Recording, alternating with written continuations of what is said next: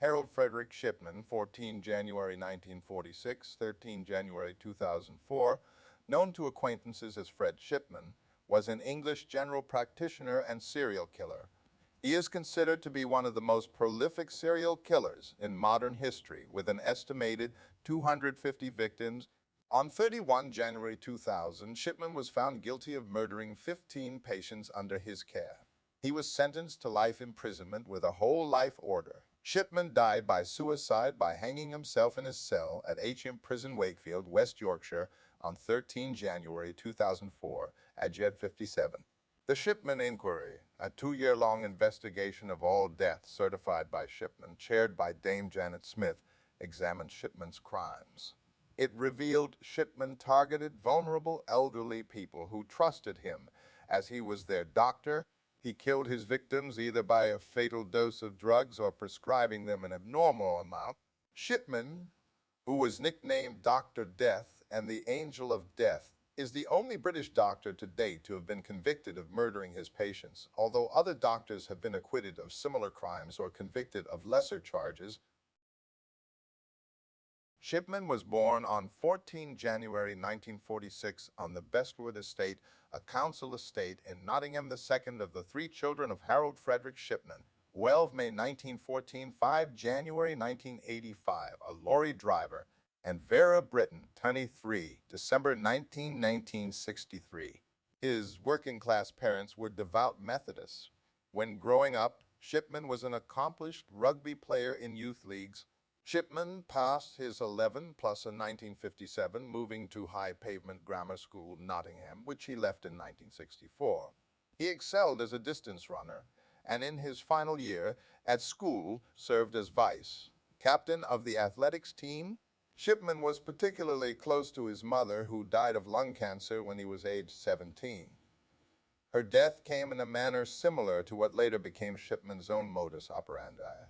In the later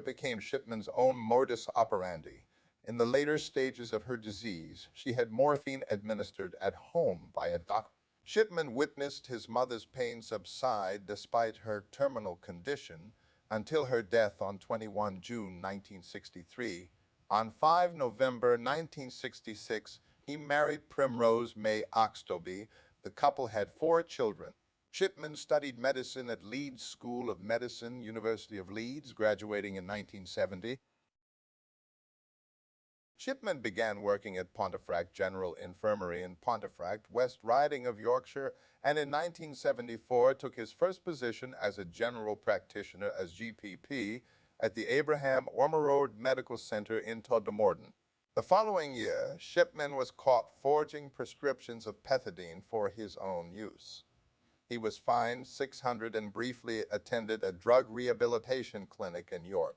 He worked as a GP at Donnybrook Medical Center in Hyde, Greater Manchester in 1977. Shipman continued working as a GP in Hyde throughout the 1980s and established his own surgery at 21 Market Street in 1993, becoming a respected member of the community. In 1983, he was interviewed in an edition of the Granada Television Current Affairs documentary World in Action on how the mentally ill should be treated in the community. A year after his conviction on charges of murder, the interview was rebroadcast on Tonight with Trevor McDonald. In March 1998, Linda Reynolds of the Brook Surgery in Hyde expressed concerns to John Pollard, the coroner for the South Manchester district, about the high death rate among Shipman's patients. In particular, she was concerned about the large number of cremation forms for elderly women that he had needed countersigned. Police were unable to find sufficient evidence to bring charges and closed the investigation on 17 April. The Shipman inquiry later blamed Greater Manchester Police for assigning inexperienced officers to the case. After the investigation was closed, Shipman killed 3 more people. A few months later, in August, taxi driver John Shaw told the police that he suspected Shipman of murdering 21 patients. Shaw became suspicious as many of the elderly customers he took to the hospital, who seemed to be in good health, died in Shipman's care. Shipman's last victim was Kathleen Grundy, a former mayor of Hyde, who was found dead at her home on 24 June 1990. He was the last person to see her alive. He later signed her death certificate, recording the cause of death as old age. Grundy's daughter, Solicitor Angela Woodruff, became concerned when fellow solicitor Brian Burgess informed her that a will had been made, apparently by her mother, with doubts about its authenticity. The will excluded Woodruff and her children, but left $386,000 to Shipman. At Burgess's urging, Woodruff went to the police, who began an investigation. Grundy's body was exhumed and found to contain traces of diamorphine, heroin, often used for pain control in terminal cancer patients. Shipman claimed that Grundy had been an addict and showed them comments he had written to that effect in his computerized medical journal. However, police examination of his computer showed that the entries were written after her death. Shipman was arrested on 7 September 1998 and was found to own a Brother typewriter of the type used to make the forged will. Prescription for Murder, a 2000 book by journalists Brian Whittle and June Ritchie, suggested that Shipman forged the will either because he wanted to be caught, because his life was out of control, or because he planned to retire at 55 and leave the U.S. The police investigated other deaths Shipman had certified and investigated 15 specimen cases. They discovered a pattern of his administering lethal doses of diamorphine, signing patients' death certificates, and then falsifying medical records to indicate that they had been in poor health in 2003. David Spiegelhalter et al. Suggested that statistical monitoring could have led to an alarm being raised at the end of 1996 when there were 67 excess deaths in females aged over 65 years, compared with 119 by 1998. Shipman's trial began at Preston Crown Court on 5 October 1999. He was charged with the murders of 15 women by lethal injections of diamorphine, all between 1995 and 1998. Shipman's legal representatives tried unsuccessfully to have the Grundy case tried separately from the others, as a motive was shown by the alleged forgery of Grundy's will. On 31 January 2000, after 6 days of deliberation, the jury found Shipman guilty of 15 counts of murder and 1 count of forgery. Mr. Justice Forbes subsequently sentenced Shipman to life imprisonment on all 15 counts of murder, with a recommendation that he be subject to a whole life tariff to be served concurrently with a sentence of 4 years for forging Grundy's will. On 11 February, 11 days after his conviction, Shipman was struck off the medical register by the General Medical Council, GMC. 2 years later, Home Secretary David Blunkett confirmed the judge's whole life tariff, just months before British government ministers lost their power to set minimum terms for prisoners. While authorities could have brought many additional charges, they concluded that a fair hearing would be impossible in view of the enormous publicity surrounding the original trial. Furthermore, the 15 life sentences already imposed rendered further litigation unnecessary. Shipman became friends with fellow serial killer Peter Moore while in prison. Shipman denied his guilt, disputing the scientific evidence against him. He never made any public statements about his action. Shipman's wife, Primrose, maintained that he was not guilty even after his conviction. Shipman is the only doctor in the history of British medicine found guilty of murdering his patient. John Bodkin Adams was charged in 1957 with murdering a single patient amid rumors he had killed dozens more over a 10-year period and possibly provided the role model for Shipman. However, he was acquitted and no further charges were pursued. Historian Pamela Cullen has argued that because of Adams' acquittal, there was no impetus to examine asserted flaws in the British legal system until the Shipman case. Shipman hanged himself in his cell at HM Prison Wakefield at 6:20 a.m. on 13 January 2004, aged 57. He was pronounced dead at 8:10 a.m. A statement from Her Majesty's Prison Service indicated that he had hanged himself from the window bars of his cell, using his bed sheet. After Shipman's death, His body was taken to the mortuary at the Medico-Legal Center in Sheffield by undertaker's van for a post-mortem examination. West Yorkshire coroner David Hinchliffe eventually released the body to his family after an inquest was opened and adjourned shortly after. Some of the victims' families said they felt cheated, as Shipman's suicide meant they would never have the satisfaction of a confession, nor answers as to why. He committed his crimes. Home Secretary David Blunkett admitted that celebration was tempting. You wake up and you receive a call telling you Shipman has topped himself, and you think, is it too early to open a bottle? And then you discover that everybody's very upset that he's done it. Shipman's death divided nationally. Newspapers, with the Daily Mirror branding him a cold coward and condemning the prison service for allowing his suicide to happen. However, the Sun ran a celebratory front. Page headline, Ship, Ship, Hooray! The Independent called for the inquiry into Shipman's suicide to look more widely at the state of UK prisons, as well as the welfare of inmates. In The Guardian, an article by General Sir David Ramsbotham, who had formerly served as Her Majesty's Chief Inspector of Prisons, suggested that whole life sentencing be replaced by indefinite sentencing, for this would at least give prisoners the hope of eventual release and reduce the risk of their ending their own lives by suicide, as well as making their management easier for prison officials. Shipman's motive for suicide was never established, though he reportedly told his probation officer that he was considering suicide to assure his wife's financial security after he was stripped of his National Health Service pension. Primrose Shipman received a full NHS pension. She would not have been entitled to it if Shipman had lived past the age of 60. Additionally, there was evidence that Primrose, who had consistently protested Shipman's innocence despite the overwhelming evidence, had begun to suspect his guilt. Shipman refused to take part in courses which would have encouraged acknowledgement of his crimes, leading to a temporary removal of privileges, including the opportunity to telephone his wife. During this period, according to Shipman's cellmate, he received a letter from Primrose exhorting him to tell me everything, no matter what. A 2005 inquiry found that Shipman's suicide could not have been predicted or prevented, but that procedures should nonetheless be re-examined. After Shipman's body was released to his family, it remained in Sheffield for more than a year, despite multiple false reports about his funeral. His widow was advised by police against burying her husband in case the grave was attacked. Shipman was eventually cremated on 19 March 2005 at Hutcliffe Wood Crematorium.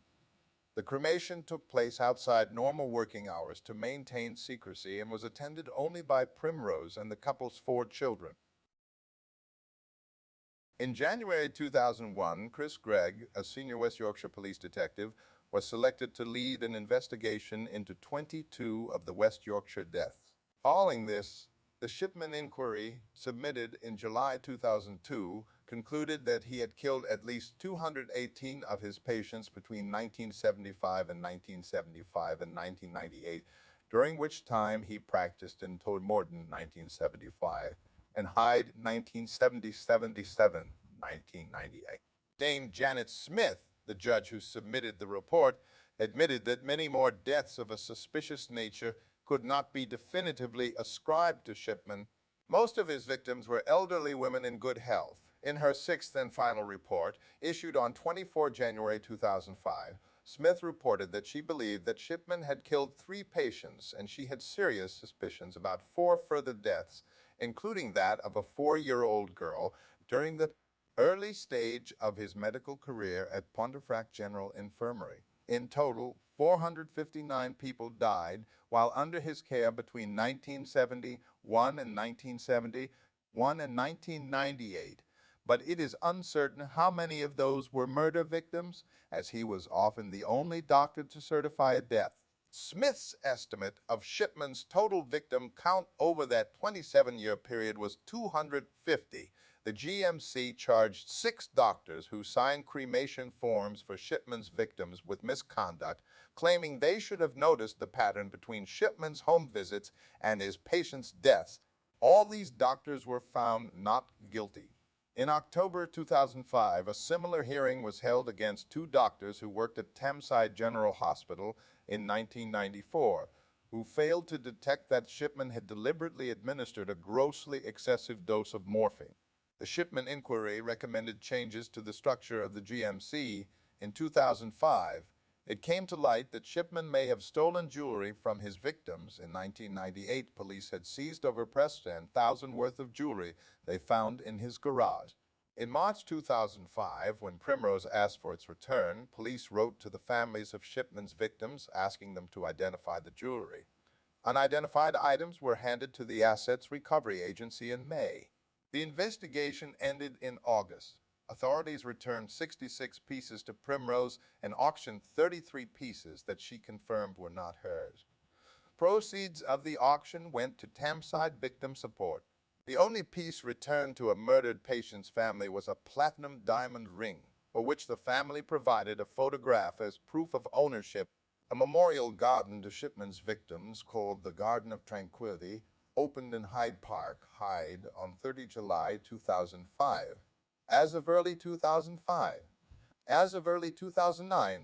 families of over 200 of the victims of Shipman were still seeking compensation for the loss of their relatives. In September 2009, letters Shipman wrote in prison to friends were to be sold at auction, but following complaints from victims' relatives and the media, the sale was withdrawn. The Shipman case and a series of recommendations in the Shipman Inquiry Report led to changes to standard medical procedures in the UK, now referred to as the Shipman effect. Many doctors reported changes in their dispensing practices, and a reluctance to risk over-prescribing pain medication may have led to under-prescribing. Death certification practices were altered as well. Perhaps the largest change was the movement from single doctor general practices to multiple doctor general practices. This was not a direct recommendation, but rather because the report stated that there was not enough safeguarding and monitoring of doctors' decisions. The forms needed for a cremation in England and Wales have had their questions altered as a direct result of the Shipman case. For example, the person organizing the funeral must answer, "Do you know or suspect that the death of the person who has died was violent or unnatural? Do you consider that there should be any further examination of the remains of the person who has died?" Harold and Fred, They Make Ladies Dead, was a cartoon strip in a 2001 issue of Viz Comic, also featuring serial killer Fred West. Some relatives of Shipman's victims voiced anger at the cartoon. Harold Shipman, Dr. Death, an ITV television dramatization of the case, was broadcast in 2002. It starred James Bolam in the title role.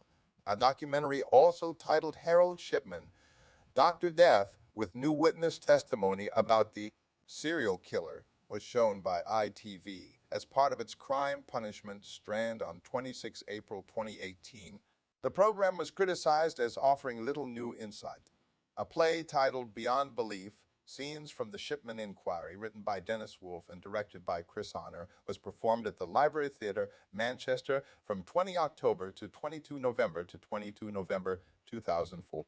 The script of the play comprised edited verbatim extracts from the Shipman Inquiry, spoken by actors playing the witnesses and lawyers at the inquiry.